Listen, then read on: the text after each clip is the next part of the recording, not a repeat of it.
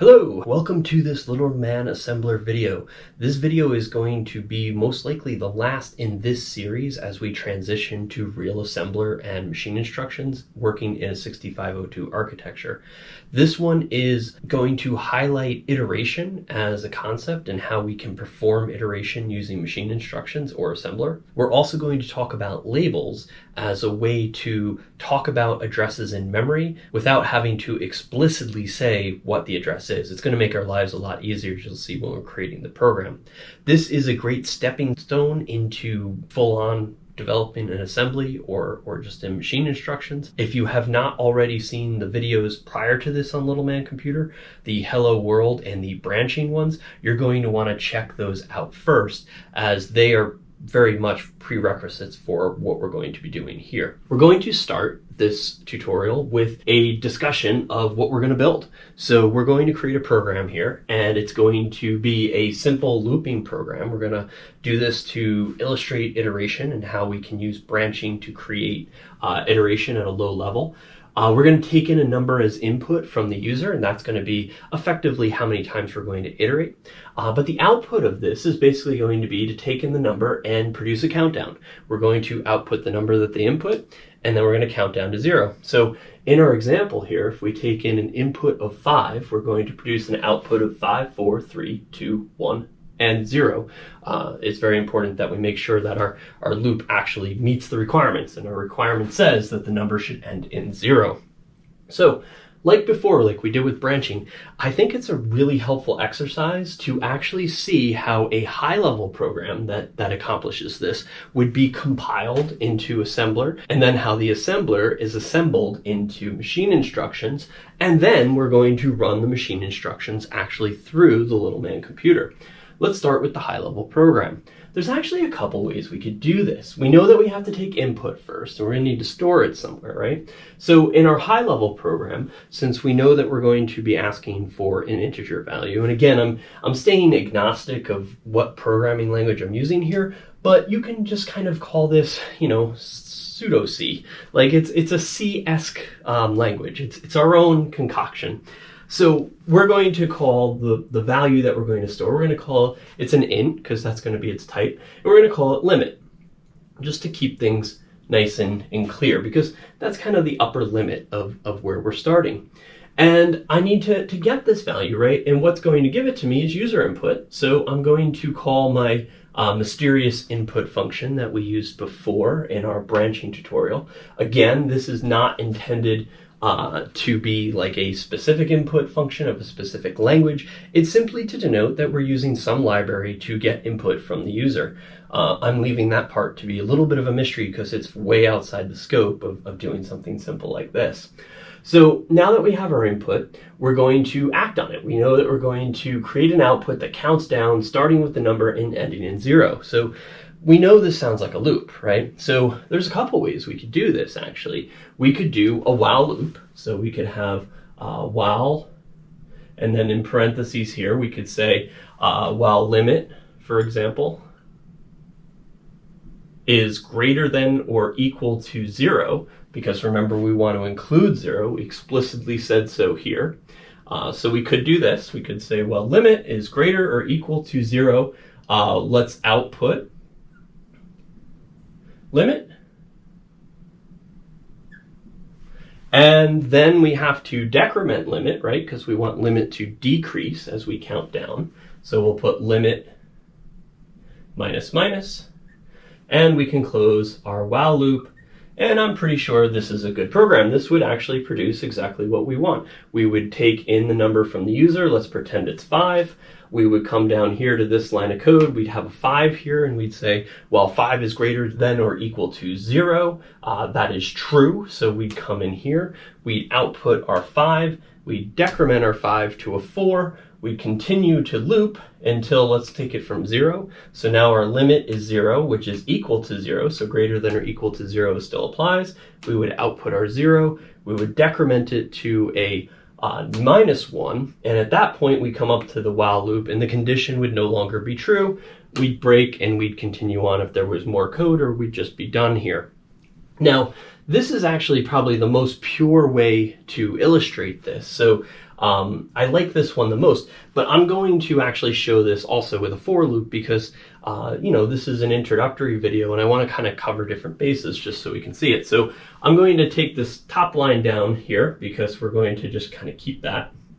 That's going to be the same. And this is version 2, by the way. So, here is version 1, here is version 2, and these are just two different ways to accomplish the same thing here. Now, instead of the while loop, I'm going to also illustrate this with a for loop. So standard issue for loop, we're going to have another iterator. You could actually do this with limit and then just kind of decrement it, but I'm going to actually create another iterator value here, which is why, by the way, I think this one is more pure, as you'll see when we actually create this thing. But since I want this going down, I'm going to set I to limit initially, because I want it to start with our upper bounds. And then I'm going to compare when I know when to stop, which is the same as what I'm doing here, except that I'm going to do it with I. So I'm going to say I is greater than or equal to 0. And remember, I'm decrementing here, so I'm going to say I minus minus. So this now is my for loop. I have to still do my output, so let's put that in here, output. And I'm outputting I this time, because remember, I is what I'm actually decrementing. And I don't actually need to decrement because that's part of the for loop, so I'm done here. I can just close this loop, and this program should perform the same exact function that this one did. So these two things are just two ways in a high-level language to express this same program.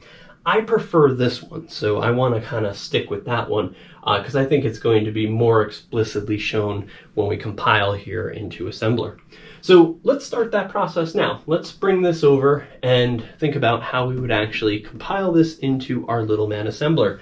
So we have our instruction set here. We have both our instructions themselves and our mnemonics, or our assembler. And I've written these out just like we've used them in the previous videos. We know that we have to start here, so we're going to be the compilers now. This is not obviously a course on compilers. That's a different course, but we do learn the basics here, and we have to think about the basics. So let's start with this, right? Well, I can't save a limit until I have the input. So there's actually two things going on in this first line of code here, and we have to address the right side first. So here we want to get our input. So we know that our first line of assembler code is going to be input. So let's add that now. So we just put INP. And input, I don't have to worry about any operands or anything, so I'm just going to let that sit. Now I can address the second part of this, which is to actually store it in a memory location. Remember that a variable is just simply a reference to a memory location that contains some data that we want. So our limit here is going to be somewhere in memory. Now we know we do that with store, right? So we have STA down here. I'm going to bring that up. And in the past, because we haven't yet discussed labels, we were figuring out what line numbers we were on and then determining what, chunk of memory down here we were going to be able to use to store this information in. But since we can now use labels, we're going to talk about that now, we don't have to know that yet. Instead of putting a number here for a memory address, let's instead just say store limit. In fact, I'm going to put the actual labels here in red so that we can kind of see the contrast here.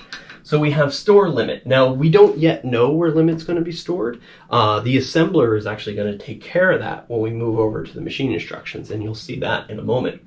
So we take input, we store it in a memory location labeled limit, and now we're moving on to here. Now, interestingly, this is where things get a little different.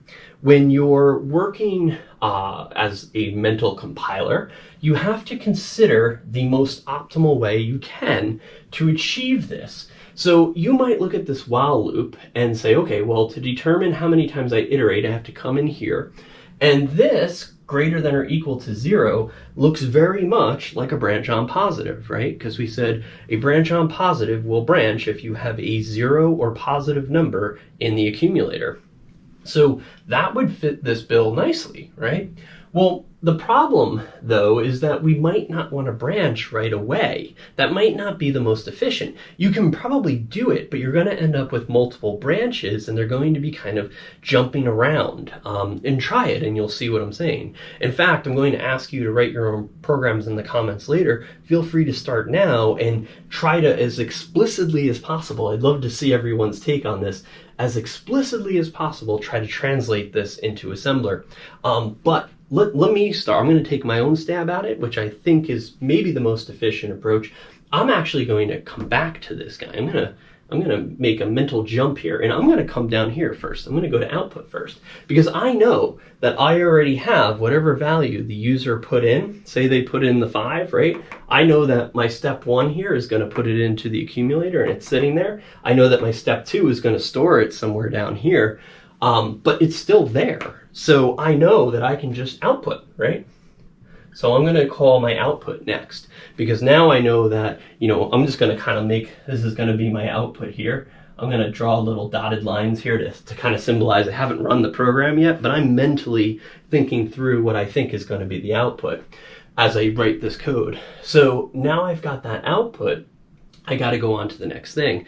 The next thing is going to be to decrement it, I think. I'm going to be thinking about this here. So I could have done this with a do-while loop too. I think that would have been even more explicit to exactly what I'm doing if I had the while at the bottom. But anyway, back to here. So I'm going to decrement. So I need to subtract. Now what I need to subtract is another opportunity to grab a label here. So I know I'm going to want to subtract a constant called 1. Remember, when you're working in assembler or instructions, you don't have like just a magical value 1. Some assembler languages do have immediate values, which allow you to pass something in as an operand within the code. But what we're doing here is in a way similar, but we're setting a constant. We're saying somewhere in memory that we have yet to determine exactly where. The assembler is going to do that when I assemble. I'm going to have the constant 1, and that's going to become my operand of the value 1 that I'm going to actually subtract from whatever is still in my calculator or my accumulator. So we've subtracted, and now we know we'll have the 1 value less. So if we imagine we started with the 5, we'll have a 4. I think now is the time that I want to test my condition. So I'm going to come down to my branch on positive here, and this is the time I think I'm going to use it. So I'm going to have my branch on positive, and I'm going to say branch on positive, where do I want to go? Well, that's a good question, right? We got to look at this. I don't want to go back up here because that's where I took input. I don't want to come here to where I stored it. What do I want to do? What's my next process? Well, if I have the 4 in my accumulator, or calculator in little man computer speak, the next thing I want to do is output it, right? So what I'm going to do is say, I'm going to branch on positive to a label that I'm going to call loop. Now this is a designation that I am choosing to give it, and I'm actually now for the first time going to actually give a line a label. So I'm going to come over here to where I want to loop to, and I'm going to label this line loop. So now what I'm saying here is that when I hit here, if I have a 0 or a positive number in the accumulator, I'm going to branch here, right? I'm going to loop back to the line labeled loop. You can kind of think of it like the line numbers that we had in the past, and then I filled in the line number here, except now you don't have to worry about actually keeping track of those line numbers. When we do, again, the assembly process to the instructions, that's going to be taken care of for us. So now we have our loop, and the last thing left to do is honestly to stop the program, because if I've done this all correctly, then we're going to keep going until this is a 0. We're going to output the 0. We're going to subtract 1 from the 0, which will be a -1. We're going to hit the branch on positive, but now we have a -1 in the accumulator, which is not obviously a 0 or positive, and we're going to keep on going, which means that we just want to halt. So we're going to end our program there. Now, we're not completely done, because we should also be using our DAT kind of mnemonics here to just designate that there are certain addresses that are going to be used in memory for data. So I'm going to choose here to say the first one is going to be my 1, because I want to have that place to hold that constant 1. And because it's the constant 1, it actually has to have the value that I want. I have to actually put that in memory. This has to be a line of in my code. This is equivalent to you setting a final in your actual program. So I'm going to go ahead and put .0001 there to designate the actual value 1, since this is what I'll be using to subtract up here. The last line here is another data. This one, I don't have to put a value in because it's going to be one that's intended for me to store in later. This is going to be, what did I call this? Limit. So I'm going to go over here and call this limit.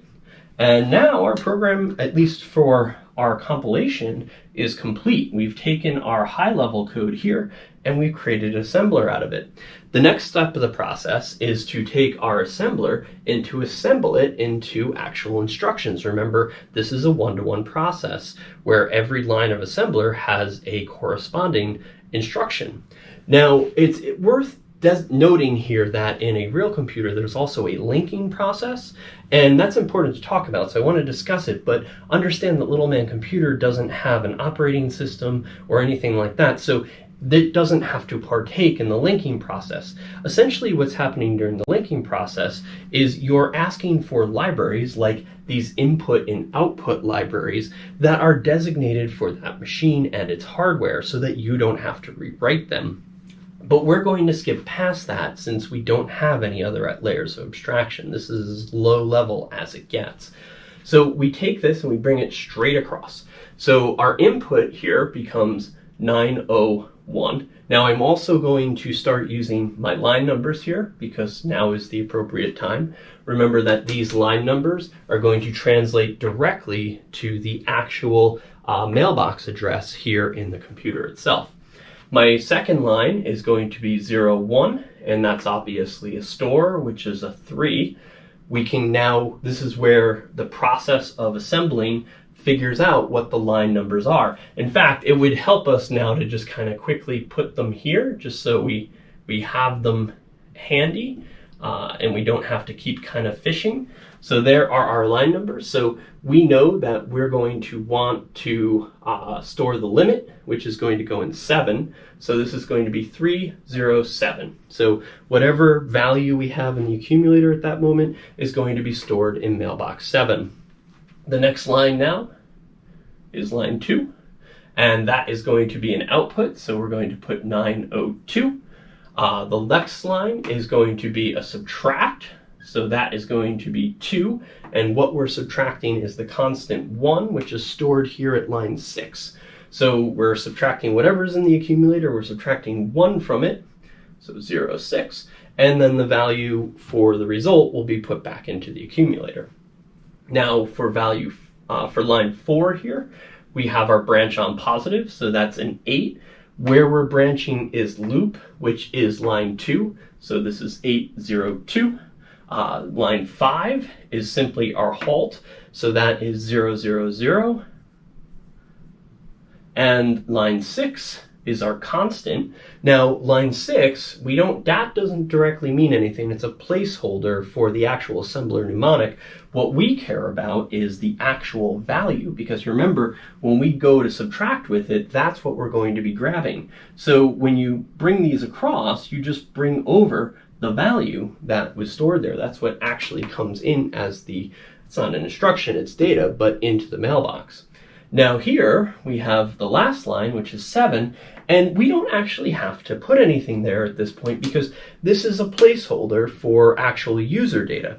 You can put 000 here, that's absolutely fine, and perhaps we should because it would probably be initialized to that anyway. So congratulations, we've now created our high-level program, we've compiled it into assembler, and now we've assembled it into instructions. Now what we're going to do is load it. When you go to your computer and you pick a program to run, you actually take it from usually some kind of secondary storage like your hard disk or an SD card or who knows, and you take that file and you put it into memory, and that's what we're going to do right now. So we're going to load this up into the computer to run. At that point, we're going to take our instructions, we're just going to bring them across and put them in the proper mailbox. So we have a 307, we have a 902, we have a 206, we have an 802, we have a 000, we have a 001, and 7. I'm just going to leave this one empty so I don't make a mess, but we could bring our zeros across. I know I'm going to put a value in there in a moment.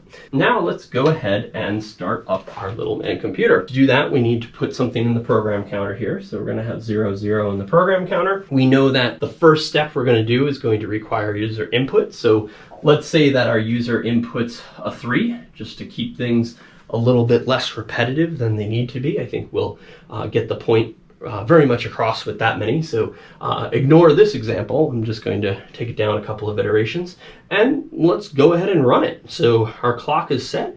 We know that our little man, let's put him on here. Here's little man. Yay, little man. We're going to give him a cape because all little man computers should have a cape. He's going to start. So he comes down to the program counter. He reads it. It's at 00. That brings him up to mailbox 00 for his fetch. He gets the value out and he puts it into his instruction register. So his fetch is over. He now does his decode. He decodes it. He sees that it's an IO instruction and that it's input because it has a 01 address on IO. So he flies over here to the inbox. He grabs the 3 and he puts it in the calculator, just like so. He then comes down, that was his execute, and he increments his program counter.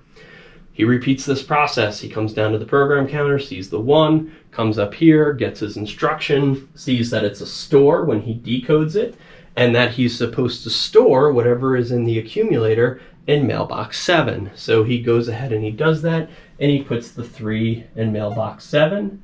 His execute phase is now over as he increments the program counter. Now, he comes down, he checks the program counter, he comes for this, he has an output. His next duty is to put 3 over here. So I'm going to use this box here to show our output so we can kind of verify this is working. This is the output and we now have a real 3. He comes down, he increments the program counter. This guy, of course, when he reads this 3, he comes up here to subtract. What is he going to subtract? So he does his decode, he separates his opcode from his operands, and he knows that he's going to subtract the value in the calculator with the value in mailbox 6. So he grabs this 1, he subtracts it from 3, and he ends up with a 2. His execute phase is over, he increments his program counter. So now he has a 4 down there. Comes, he reads it, grabs his next instruction, which is our branch. For our branch now, he says, okay, when I decode this, a branch says for either branch on 0 or branch on positive, that I have a condition to check. And that's that, is this a 0 for branch on 0, or is it a 0 or a positive number for branch on positive? If it meets those conditions, then I branch. Otherwise, I don't. He looks and he says, okay, well, this is a 2. It is in fact a positive number. It is 0 or greater. So I do branch. Where do I branch? I branch to 2. What does that mean? Remember that a branch branches by changing the value in the program counter. So he comes down here and he resets this and he changes it to a 2. So now he's done with that instruction and he's on to the next just like before, but now notice his program counter has him reset and going up here. So he does, he comes down here, he grabs this instruction, it's obviously an output, he grabs this 2 and he outputs it, so we get a 2. He comes down here and he increments his program counter again. Comes over here, this is the subtract, right? So we have the subtract, he subtracts the 1 from the 2, he gets a 1. He then comes down here, he grabs the 802 after of course incrementing this, I should try to be explicit, grabs his 802, decides, okay, branch on positive, is this positive? It is, so I'm going to branch. Where do I branch? I branch to 2. Resets this to a 2, instruction is over. Does the same thing. He does the output. I'm going to go a little bit quicker now. So he does the output, he gets the 1, he does the subtraction, he ends up with the 0, he does the branch, he says, okay, this is still positive, right? Because we said branch on positive includes 0. He does in fact branch. He changes this again to a 2. Now, this is the last iteration, so let's go a little bit slower. We're here, we get the 902. He says, okay, it's an output, grab what's in the accumulator, stick it in the out box, so I get my 0, which I wanted. I increment my program counter, and I come to mailbox 3 for the next instruction. The fetch, he grabs the 206, decodes it, says subtraction, subtracts the 1, ends up now with -1 here. Then he does this. So we have to increment our program counter. He now goes to the branch. He grabs it out. He decodes it. He says, okay, branch on positive. Looks here, this isn't positive, right? So I don't need to branch. He doesn't change this with the operand. But he does come down and increment it because it was a normal instruction and it requires that he increments it after the cycle. He increments it. Now we're here, he pulls out the halt, reads it, and says, oh, this is a halt, nothing to do, program's over, and he's done. And that's it. And if we look at our output, since we started with a 3, we have 3, 2, 1, 0 as our output. We have successfully run through our looping program that kind of counts down to 0. We've also seen labels and how labels work. And that actually brings us to the end of what I want to cover with Little Man Assembler. We can now use these techniques to create real assembly programs, and we're specifically going to be doing it with 6502 assembly, since I think it's a great instruction set that kind of covers all the major bases, but it's fairly easy to work with, and it's still relevant since so many IoT things are still using the 6502, sometimes the 80s and that kind of stuff, but chips of that era are actually making a comeback. Now that we're done with Little Man Assembler, why don't you show me your best Little Man Assembler program? These kinds of things are learned best by actually doing them, and I want to see your creativity. I want us to build the biggest Little Man computer program repository in the world. Wow me. Come up with the coolest thing you can think of, like a basic algorithm that you do in a high-level programming language every day that would work well as a Little Man Assembler program. You can do either it in assembler or you can do it in instructions. Assembler is probably a little bit easier, and now that you know how to use labels, be a little bit less nuts. Some ideas might be a Fibonacci sequence or anything like that. Just any algorithm that you can think of that you think would be a cool opportunity to show off your low-level programming skills. I look forward to seeing them. So that's it for today. Thank you for watching. I hope this has been helpful. If you like it, please like it, and please subscribe because I promise there'll be more. Have a great day.